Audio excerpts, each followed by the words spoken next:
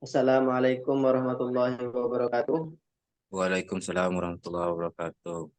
Di sini kelompok kami ingin mempresentasikan implementasi metode-metode kecerdasan buatan dengan beranggotakan saya sendiri, Nazian Al-Furqon dengan NPM 1931643 dan kawan saya Septiawan Cahyadi dengan NPM 1931627.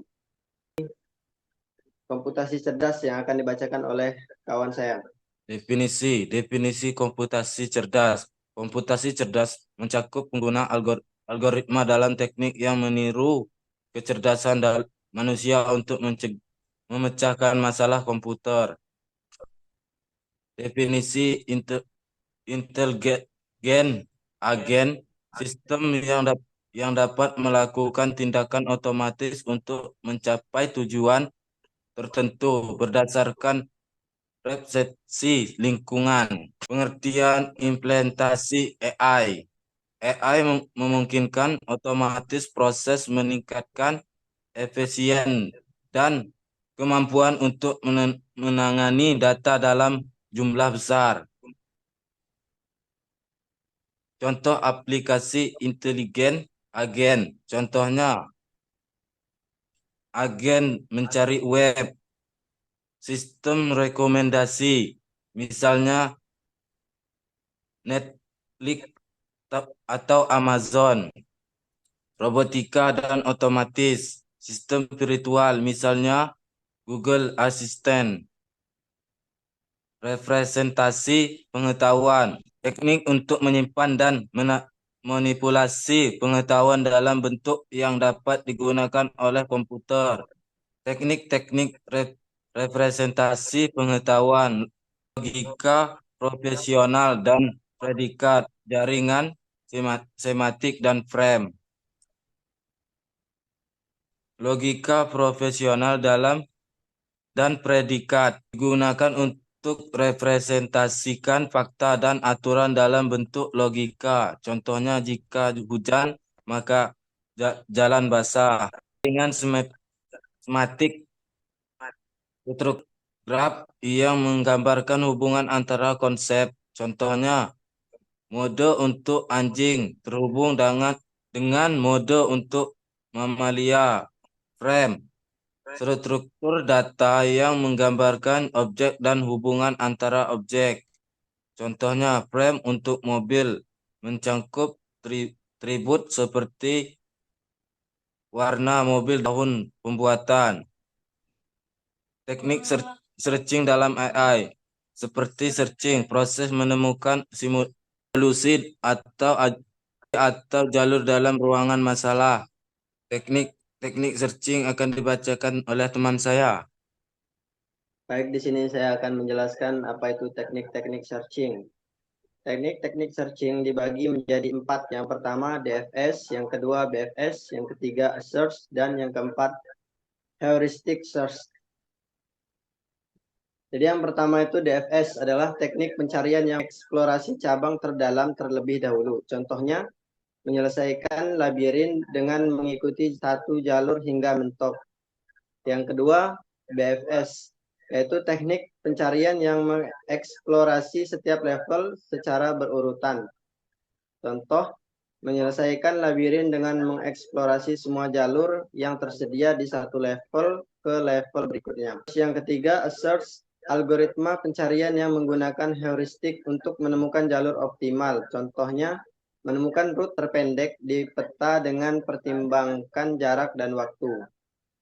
Yang keempat, heuristic search. Pencarian yang memanfaatkan informasi tambahan untuk membentuk keputusan pencarian lebih efisien. Contohnya, menggunakan petunjuk heuristik untuk mempercepat proses pencarian solusi. Teknik learning dalam AI. Supervised learning, algoritma belajar dari data yang diberi label. Contohnya, klarifikasi gambar, misalnya mengenali gambar kucing atau anjing. Learning, algoritma mencari pola dalam data yang tidak diberikan label. Contoh, klasterisasi pelanggan berdasarkan perilaku pembelian. Reinforcement learning. Algoritma belajar melalui trial dan error dengan mendapatkan reward dan punishment. Contohnya pelatihan agent. Jadi di sini ada studi kasus. Studi kasusnya adalah perancangan sistem diagnostik medis menggunakan agen cerdas dan teknik AI. Deskripsi masalah. Dalam dunia medis, mendiagnosis penyakit dan cepat akurat sangat penting untuk memastikan pasien mendapatkan perawatan yang tepat. Tantangan ini menjadi lebih besar dengan adanya berbagai macam penyakit dan gejala yang mirip satu sama lain. Oleh karena itu, diperlukan sistem cerdas yang dapat membantu dokter dalam mendiagnosis penyakit berdasarkan data. Tujuan studi kasus ini adalah untuk merancang dan mengimplementasikan sistem diagnostik medis menggunakan agen cerdas yang memanfaatkan teknik representasi pengetahuan, pencarian, searching, dan pembelajaran learning untuk memberikan diagnosis yang akurat dan rekomendasi perawatan. Untuk langkah-langkahnya di sini akan dijelaskan oleh teman saya. Langkah-langkah perancangan sistem cerdas, analisis masalah, kebutuhan untuk diagnosis cepat dan akurat dalam lingkungan medis, mengumpulkan data medis yang relevan, termasuk gejala, riwayat medis pasien dan masalah laboratorium. Pemilihan metode, pemilihan algoritma, presentasi pengetahuan seperti ontologi medis untuk mengolah informasi penyakit dan gejala, untuk menemukan diagnosis terbaik berdasarkan gejala yang ada, menerapkan pembelajaran mesin seperti diagnosis berdasarkan data historis, pengumpulan data gejala dan penyakit dari pasien, riwayat medis pasien, laboratorium, dan pemeriksaan klinik. Reprocessing data, Standarisasi data untuk memastikan tensi, pengisian nilai yang hilang, dan menghapus noise dalam data. Implementasi sistem representasi pengetahuan menggunakan medis untuk menatakan hubungan antara gejala penyakit dan perawatan. Teknik pencarian menggunakan AI searching, menemukan diagnosis terbaik berdasarkan data gejala. Teknik pembelajaran menggunakan data historis dalam meningkatkan akurasi diagnosis. Selanjutnya akan dibacakan oleh teman saya. Baik, di sini saya akan menjelaskan evaluasi sistem. Jadi, evaluasi sistem itu menggunakan metrik seperti akurasi, precision, dan recall untuk mengevaluasi kinerja sistem. Uji coba dengan pasien baru untuk mendapatkan feedback langsung dari dokter. Untuk pengujian dan evaluasi, pengujian sistem dengan data uji yang belum pernah dilihat oleh model. Evaluasi kinerja berdasarkan akurasi dan feedback dokter. Penyempurnaan dan optimasi. Mengoptimalkan parameter model berdasarkan hasil evaluasi.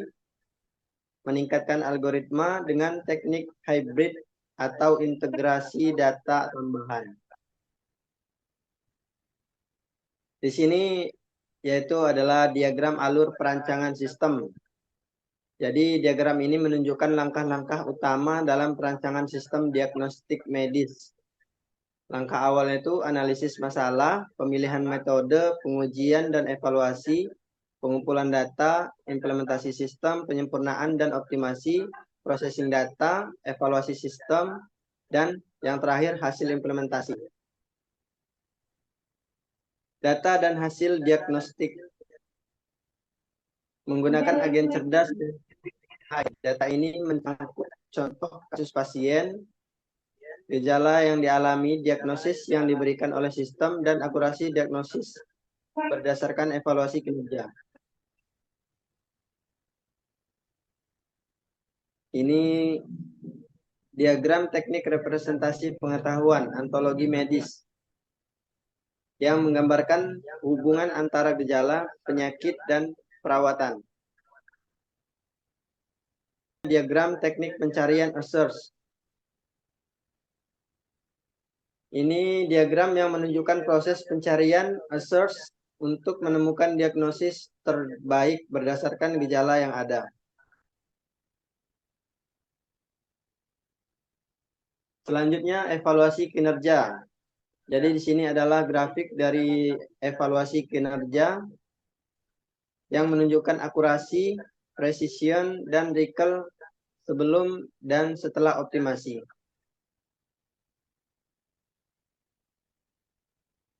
Sekian presentasi dari kami. Kurang lebihnya kami mohon maaf. Wassalamualaikum warahmatullahi wabarakatuh. Waalaikumsalam warahmatullahi wabarakatuh.